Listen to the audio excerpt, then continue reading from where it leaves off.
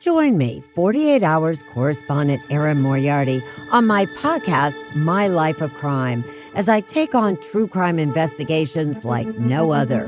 This season, I'm looking into the labyrinth of crime and secrets within families. I'm cutting straight to the evidence and talking to the people directly involved, including investigators and the families of victims.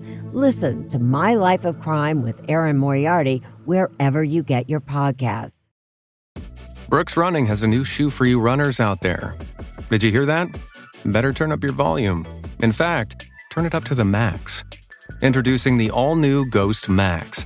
It's got all kinds of things to make your knees and ankles feel protected, like Max Cushion, Max Soft Landings with DNA Loft V2 foam, and Max Smooth Rides with their Glide Roll Rocker. Feel better on your run with Ghost Max. Learn more at brooksrunning.com.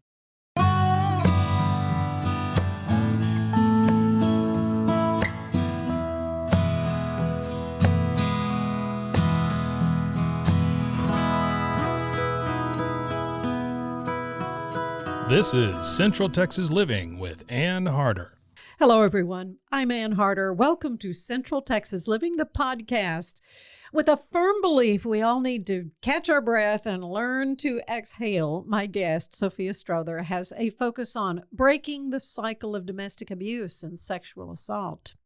Sophia founded Learning to Exhale Restoration Strategies, LLC. She's authored Sophia, I'm Back, and Taking My Life Back, a 9-week workbook. And she's also creator of the documentary reality series and radio podcast, Our Journey Alive, that follows the lives of survivors of abuse. Sophia, it is wonderful to have you here. Thank you so much, Ann. It's a pleasure to see you again. I know. Yeah, we're kind of like a butterfly coming out of a chrysalis. We're just sort of coming back to life. Exactly. I have talked to you many times on Central Texas Living. I don't know how many times on the TV show you came and guested. Yes, for Juneteenth Family Fun Day, various different things that we would do in the community. All those great things. And you contacted me about some very special effort that you're doing now, and that has to do with the COVID vaccine. So let's talk about that first. But I really have never had the chance to hear your story, and I want us to really hear, about your life walk and how that has become your life's work. Yes, Ann, and I appreciate you allowing me to share that story. That's something I'm very passionate about now, is making sure that story is told and also visible. And so a lot of what I do and what I've been dedicated in the last probably 25 years, I can't believe I'm old enough to say that. That's scary. Oh my gosh, 25 years. But unfortunately, I succumbed to child sexual assault by the hands of my father at the age of 9. That started a habitual cycle of abuse that lasted for about 2.5 years. And then unfortunately, he passed away when I was 13. He was 39 in a horrific car accident in Springfield, Massachusetts, where I'm originally from. And then unfortunately, my mother just could not cope. And she took a road of drug addiction. On the East Coast, unfortunately, the streets were ravaged in Massachusetts, Connecticut, New York, where I'm from, with crack. It's almost on the level of what a meth and heroin has turned into now, and opioid epidemic. It's almost like recycling itself now, unfortunately. And unfortunately, in that addiction, she made some decisions to utilize me as a means to secure drugs. And so I actually entered into a life of familiar trafficking, which is another form of human trafficking. So from the ages of about 12 and a half to about 15, we had relocated here to Texas. This is where I got introduced to Marlin and Waco, Texas, in those ages. And that's where the abuse primarily took place, in Marlin, in Waco, in the early 90s. Unfortunately, I became pregnant by one of her drug dealers at the age of 14, had my son at 15. I was a junior in high school at Marlin High School at the time. And it actually was the breaking point for me to say, I need to get away from my mother. If not, I would I said I'd either be a prostitute or I'd be dead. That's something that I actually quoted in my book, Sophia, I'm Back. And I reached out to my grandmother, who was still in Massachusetts, and I said, Nana, you got to come. You got to get us out of here. And so on October 21st, 1995, myself and my 3-month-old child left my mother and left Marlin, Texas, went back to Springfield, Massachusetts. And I was back and forth. I couldn't shake Texas. It was just something about it to where literally for high school, I'm in 3 different yearbooks: Marlin High, Waco High School, and then Springfield Commerce High School. But I ultimately ended up graduating at 17 from Waco High School, proudly with my son there watching me, and then went off to college at the age of 17, got my bachelor's degree in business management, my master's in marketing, and founded Trustworthy Consulting, which is a consulting company where I've been doing tax preparations, helping ministries to become 501c3s, helping them with events, which also kind of led to forming Empowerment Driven by Knowledge Coalition in 2008 while I was in Texas. And from there, really birthed a passion in me to do events to bring in social change. A lot of times, individuals won't come out to something that's like health driven, but if I make it a concert and I have health entities there, then they'll get the information. Thus, the co-founding of Juneteenth Family Fun Day in Waco in 2011. And that really has been a true labor of love between myself and 94.5 The Beat. We have partnered with that every year since its inception. And we're ecstatic that we're going to be able to do it again this year on June 19th at Brazos Park East. That's kind of been our home now since 2012. And so it's been just where once I finally broke free from feeling like currency, I talked on the steps of the Capitol in 2019, and I really spoke to the fact that I literally was re-identified as currency. And so for so many years, I couldn't see myself beyond a transaction. And it literally wasn't until my mid-30s that I had to come to grips that I wasn't truly healed internally. I could go out and speak. I was always doing things for American Heart Association. We've even worked together. You even hosted one of our Go Red for Women luncheons at Baylor. So I've always been very prominent in trying to fix everyone else until I had to realize I really hadn't taken the time to fix me. And so that journey from about 36 to 40 was all about, what does Sophia truly have a passion for? How can I be healed? How can my voice truly stand? And how can, as a woman of color, can I be seen in that light? And I realized, especially in Texas, there's really only 2 prominent African-American women that are on kind of, I say, the circuit, working alongside the governor's office. I work alongside their child trafficking coalition, where they're trying to eliminate child sex trafficking completely. There's only 2. And so, like, how can I continue to be a positive voice? Because I want survivors to be able to see that you can not only survive, but truly thrive. You can finish school. You can start your own business. You can purchase a home. I'll actually be featured on HGTV next month, where they walked an episode with me of purchasing my first newly built home. Really? Yes. I just really... Which show is it? It's called 40-Year-Old Property Virgin. Don't you love it? There used to be, for like 18 seasons, there was a show called Property Virgins, where it was their first purchase, yeah. So this one focused on, which is the trend that a lot of times more adults are waiting till later in life. Yeah, whether they've got school debt. I was just going to say school loans, or they're just really more focused on career, and then they'll get to the homes. Even though technically it's not my first home that I've ever purchased. You know how television is great on that. Well, yeah. But it's my first new home. Like, everything in the past was resale homes. But this is my first new home. But the reason I agreed to do the show is because if they allowed the fact that I was a survivor to be a part of the plot, that would then maybe show other survivors out there, you can do that too. That was the whole reason I wanted them to follow. So even this new venture that I have coming to Waco with the medical clinic, with the vaccinations, was about, I've been hearing, it's between media, CDC, about Black and brown communities and rural communities not having equal access to the vaccine, primarily because there might not be as much hospitals or clinics or pharmacies in those particular communities. And there's some distrust. If we're just being real, there's a lot of distrust with government and those communities, dating all the way back to the Tuskegee experiment and other things. So how can I, as one that's been vaccinated, help cut down some of the misinformation, heal some of this historical mistrust.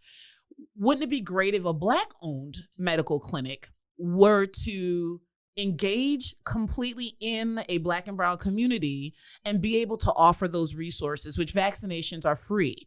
And so that's what kind of birthed Meraki Medical Associates, which Meraki stands in Greek for putting all of yourself into something, doing it with love and compassion, which that's what I've strived to do. And so this is where we partner with a local ministry, Living Word Church of God in Christ on Dunbar. And they had a house right next to their main facility, 1001 Dunbar, that was used to just do Meals on Wheels and a food pantry. For literally over 20 years, the house was only used to be able to do their Meals on Wheels program and food pantry. And I remember calling Pastor Gillum and I'm saying, hey, I'm going to be doing this medical clinic. I'm thinking there's a vacant bank that would allow me to do it in Houston. I've gotten offers to do it in Dallas, in Austin. And he was like, but why not Waco? And I was Why not? Yeah. He said, you've already done so much. You've graduated from Waco High. Wouldn't it be great if you could come back and do just another layer of work that you've already done? People know that you have a heart truly, like the reputation would speak. Oh, Sophia's doing it. Okay, yeah, it's legitimate. She Exactly. cares. And so he gave us the ability to come in and completely renovate their Meals on Wheels house to start a vaccination clinic that will also go mobile. So we're in the process of also trying to acquire a mobile RV so that we can wrap it. And if it's a rural community, we can go right into there and do vaccination clinics. If there's ministries that want to host a vaccination day at their ministry, or other nonprofit organizations, or even some senior citizens that can't get out. They're not able to get to the clinics or to the doctors. They're not in nursing homes, but they still need to be vaccinated or want to be vaccinated. We'll be able to take it to them. And so that's kind of how you have my childhood of hurt and taking that pain and making it purpose. And now we're here to Meraki Medical Associates. And that's so exciting. Do you have a target date when it'll open? Yes. So our target date is June 1st. We want to be able to do our first mass vaccination clinic at Juneteenth Family Fun Day this year. Mm-hmm. But however, people will be able to register as of June 1st to be able to get the vaccination, and will primarily maybe get their first one and then have their second and one. then have their Juneteenth. second Yeah. one. Yes. Yeah. And so again, we're just excited that we can just help eliminate one barrier so that those communities can feel safe and comfortable. But it's not just for them. Obviously, we're going to be doing it for everyone, but we wanted to have a targeted message that we care, we hear you, but the COVID-19 vaccine is going to almost be like the flu shot, like where it's something you get annually as a means for different variants. There'll be different strands, and it'll be something that I hate to say is normalized, but it is. And so why not start now with protecting yourself and your family and having that peace of mind, knowing that the majority of those that have actually passed away once they've contracted COVID-19 are those of color. And so because you know those statistics, let's take just one step closer to having some peace of mind to help eliminate either contracting it altogether, or at least lessening the side effects that come along with having COVID-19. And that's basically our goal. Will you also provide other medical type help besides COVID vaccines? It's just going to be just COVID vaccines in the beginning. So our goal is that we really want to target and focus through the summer of trying to get as many individuals vaccinated. Obviously, we're not near the herd immunity yet, but the more that we can work on the educational piece of it, like let's educate, let's tell you the truth and not the media campaigns or some of the propaganda that's out there or holding on to the past. We really want to make history and move forward and kind of starting to trust again that these things can be safe. All things come with side effects. Even the regular Tylenol that you take has a side effect. So the flu shot. I mean, everything has that, but the overall good outweighs any of those side effects. Mm-hmm. Brooks Running has a new shoe for you runners out there. Did you hear that? Better turn up your volume. In fact, turn it up to the max. Introducing the all-new Ghost Max. It's got all kinds of things to make your knees and ankles feel protected, like Max Cushion, Max Soft Landings with DNA Loft V2 foam, and Max Smooth Rides with their Glide Roll Rocker. Feel better on your run with Ghost Max. Learn more at brooksrunning.com. I'm going to go back a little bit to your work with Coach Carter. Mm-hmm. Had a chance to have him on Yes. the show as well. And I love this. He told you to tell your story all the time, even if people don't want to hear it. Tell Yes. your story all the time. What is it you think people do not understand about sexual assault and sexual abuse and domestic abuse? I think what people take for granted when dealing with survivors is that we should have gotten over it. Like when I say that my abuse started at 9 and pretty much through until I got out about to 15 years old was the bulk of it. I since have been in domestic violence relationships as a result of that upbringing, of not having the self-esteem and not thinking that I was valued enough, to where I even said up until my mid-30s, I was still looking at myself as currency. I still did not feel I had the value to be loved unconditionally, to be loved without verbal abuse being involved or financial abuse being involved. And so it literally is an everyday journey for survivors. I have to dedicate my mindset every day. Sophia, today's going to be a good day. If something triggers, which we have triggers, if something triggers me, I have to purposely say, okay, I'm not going to allow that to defeat the overall purpose. I don't want to stay in the stupor. It's constantly a lifelong journey. And so sometimes people don't have the patience to understand what sexual assault can mentally do, because you don't see it. You don't see. I don't wear, a thing on my forehead that says I've been abused. Honestly, when I was reading about it, as long as I've known you, I really didn't know this part of your story. Yeah. And I tried to make it to where my life could speak for the victory of it. Yeah. The victory over it, I should say. Right. When I had an opportunity to tell my story, I told it. Everybody doesn't receive the story. They might think you're looking for pity, but no, I feel my story needs to be told because it's not told enough, especially from women of color. And I actually have an article on my website I wrote for the Texas Tribune about 2 years ago, Invisible in Plain Sight. I wanted to ask you about that because, well, first of all, your grandmother, you were concerned about your grandmother because it was her child that was the one that was abusing you. Yes. And so tough. Families didn't talk. I mean, it was in a time people didn't talk about it.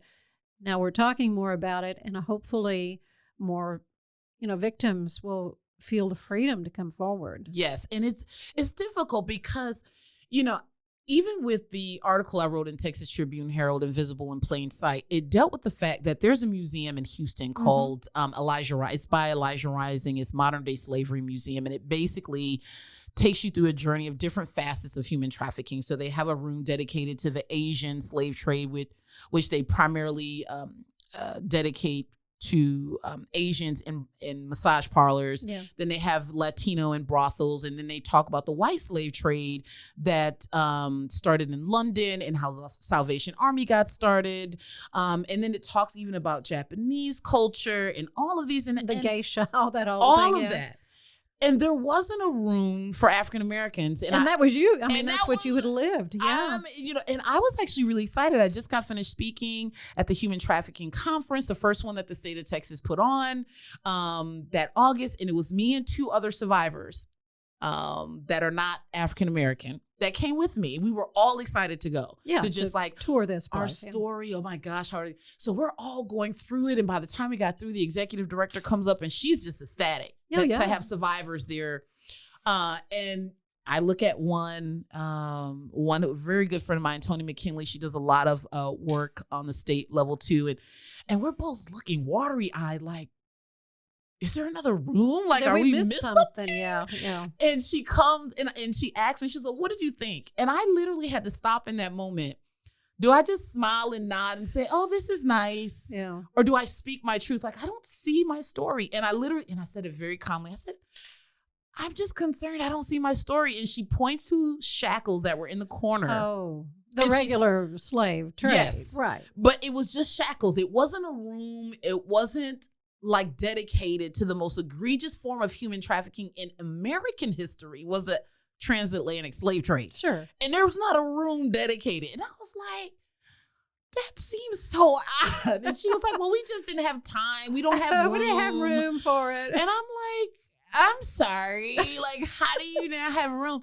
And literally, she was very upset with me that I even questioned. Yeah, she took it defensively. Oh my you know, gosh. And yeah. then she started crying because, of course, now she's the victim because I'm questioning the fact that she didn't want to acknowledge us.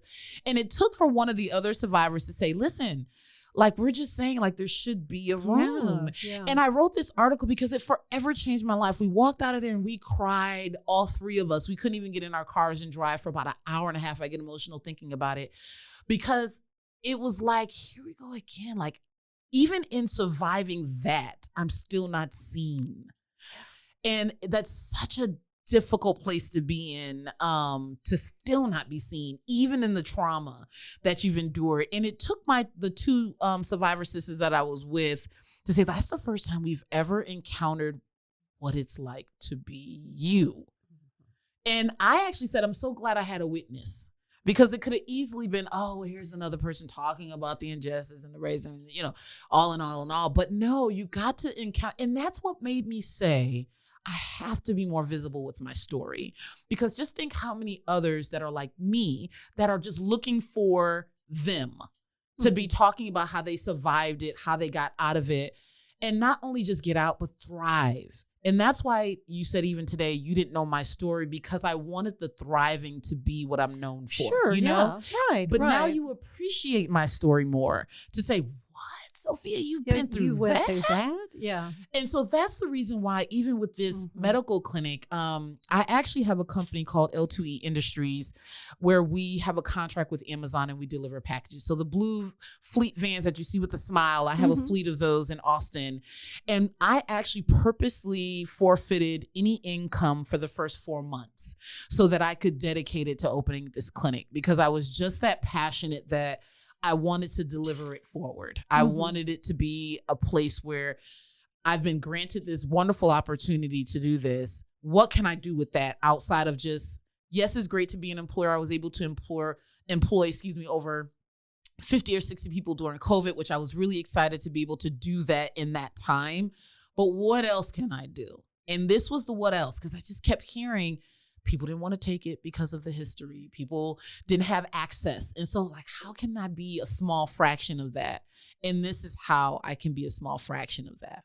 Do you see this maybe growing and going to Dallas and Houston and other Definitely. places? So the goal is, the primary goal I wanted was for it to be a mobile clinic. Like I really wanted it to be where we can pack You could up just go, and go. Yeah. But I wanted a headquarters. You got to have a headquarters. And I wanted my headquarters to be a place that I have ties in that, even as a Waco Lion, because even outside of that, I'm a graduate of Waco High School that has now been able to say, we started something that's a staple with Juneteenth Family Fun Day. And now here's another high school graduate of Waco High that is forming a medical clinic, a vaccination clinic to help the community. So I'm a product of Waco. Even though I was born somewhere else, I came here, I'm a product of that. And so I feel even more indebted to come back and still be able to sow back into a community that sowed into me. Mm-hmm. So in Houston, this museum, how did they fix it? They didn't. What? It's not fixed. Actually, it's funny because she told me, well, I'll take your card and maybe when we go to revamp the museum in 2 years, we'll call you. There's been no crickets. call. Yeah. Oh my gosh. And I was almost, somebody told me, well, you should write the board and let them know. And Yes. I said, I should. But the way that I was able to kind of heal through that was the Texas Tribune article. Oh yeah. It was a great article. Yeah. It was a way for me to express myself that would be even more far reaching than the board maybe or maybe not taking my suggestions. But it's also a clearance call whenever corporations or organizations or businesses do things to truly look at what is that reflection in diversity, especially when you know that the majority of those affected aren't reflected in your work or what you're doing or even on your board. That's a problem. How can folks help you with this? I mean, you've got an income stream. You got it together. but I'm just in awe of everything you've done, Sophia. But I'm sure people may want to, how can they kind of partner with you? I would love the part. There's 2 phases. So, one, we're opening up, right? And Sure. getting the word out and helping us just partner in sharing a positive message for one, but two, we really want to get this RV. Like my goal is that we can get this RV or this bus that we can wrap so that we can literally take this on the road and be able to go. So if I want to set up and go to certain parts of Mart, or if I want to go up on the way to Dallas and stop in Waxahachie or other areas that may be affected, we can just, all our RNs, our LVNs, which we're in the process of hiring, we got 2 on board. I need to get at least 5 more on board, but we can all be able to get on this and go and meet the need wherever the need is in Texas, because we'll be able to serve Texas. And so Central Texas is my main priority. So really from Dallas down into San Antonio, and San Antonio is not considered Central Texas, but that's off that I-35 corridor. That is really our focus. But right now, building out of Waco, I want to get this RV. Like I made it a personal mission, like whatever I need to do. I used to fundraise for American Heart. I used to fundraise for TSTC. And now I'm fundraising for this vaccination clinic because it's very important.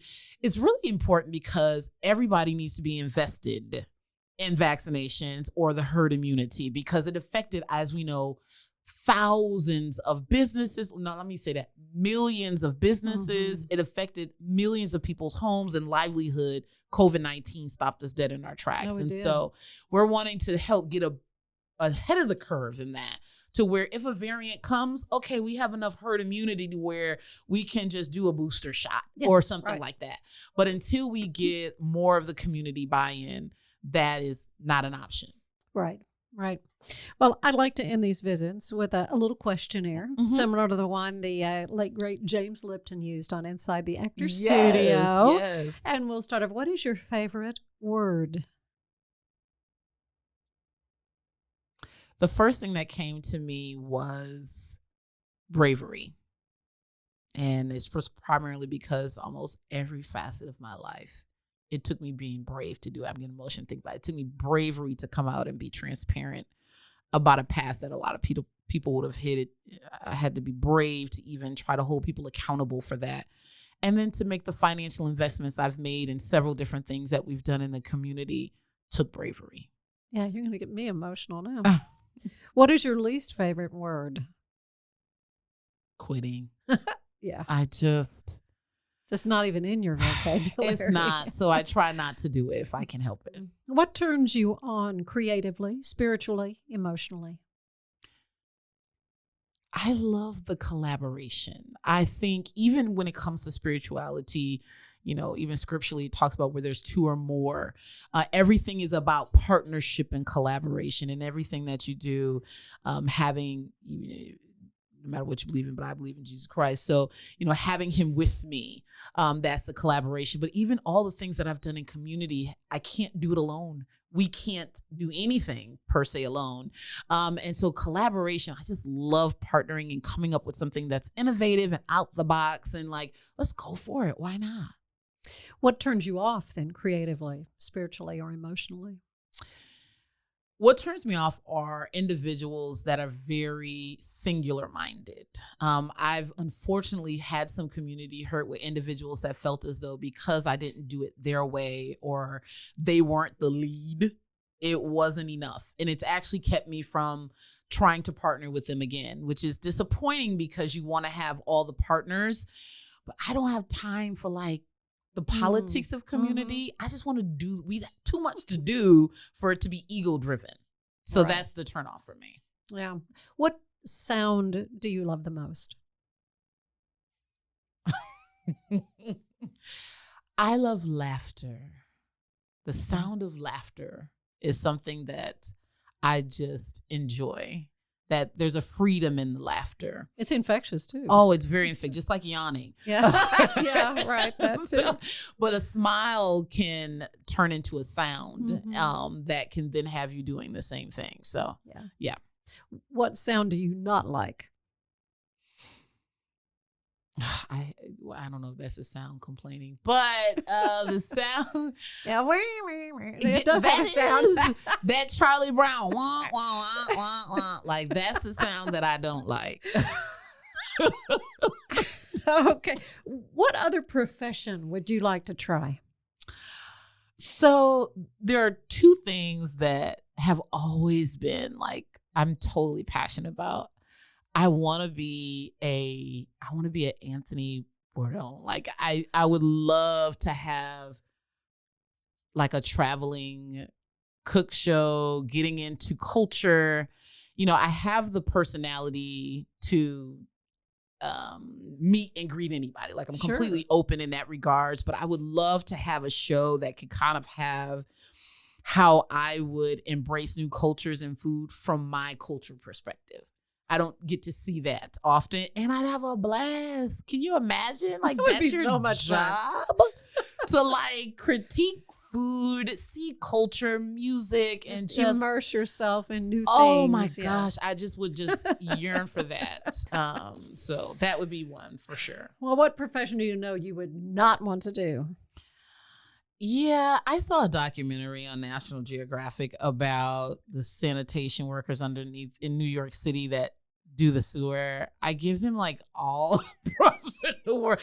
We need it, but that was something like I could never do. And I've been to New York, lived in New York. I could just I couldn't even see myself doing it. So I give them all the shout outs and kudos in the world.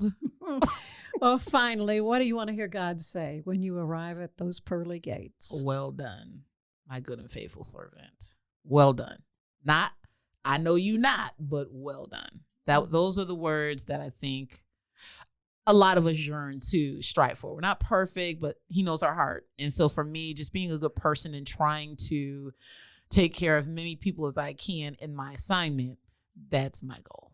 Sophia, you are a joy always to get to be with you and to hear the new things that are happening. Do not be a stranger. Get in touch anytime.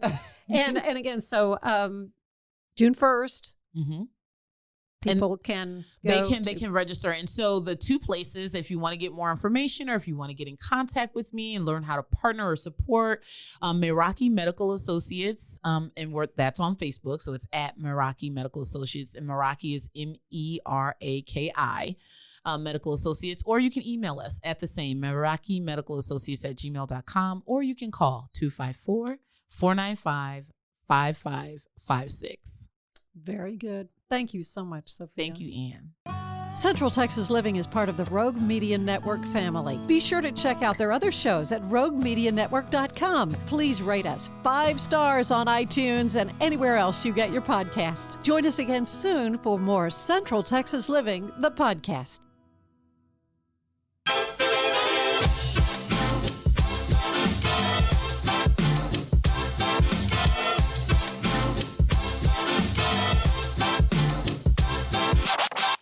And thank you for tuning into KNOW Waco. I am your host, Debbie, here to help you get in the know about Waco. So you may be asking yourself, why am I here?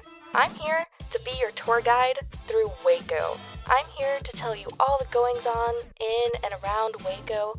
I'm going to give you the 411 on what's happening, what's going on, and what events you should go to. This is your host, Debbie, signing off. Now that you know, go. Just go, Waco. You are going on a run. Are you building a new business while managing a family? Are you tired of trying to balance home and work and everything seems to be coming up short? Then there's a podcast made just for you. Baking Your Business from Scratch is where we create the perfect recipe for building a successful business while managing your home and family with love. Come join us and see for yourself.